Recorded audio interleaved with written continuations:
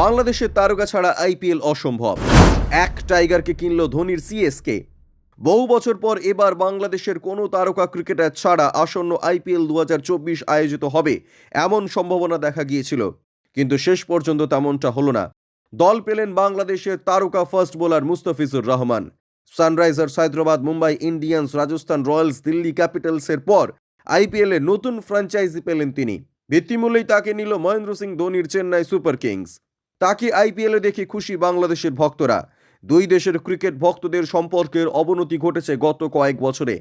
তাও তাদের দেশের একজন ক্রিকেটার ভারতীয় জনপ্রিয় টি-20 লিগে সুযোগ পাওয়ায় উচ্ছ্বসিত টাইগার্স ভক্তরা।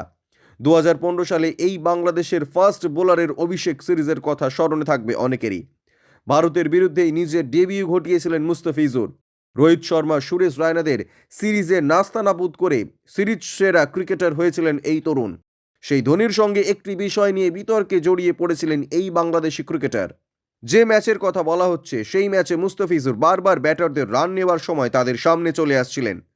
যদিও সেটা অনিচ্ছাকৃত বলেই দাবি করেছিলেন এই বাংলাদেশের ক্রিকেটার। ধোনি এবং আজিঙ্ক্য রাহানে যখন ব্যাটিং করছিলেন, তখন ধোনির সঙ্গে একই কাজ করতে যান তিনি।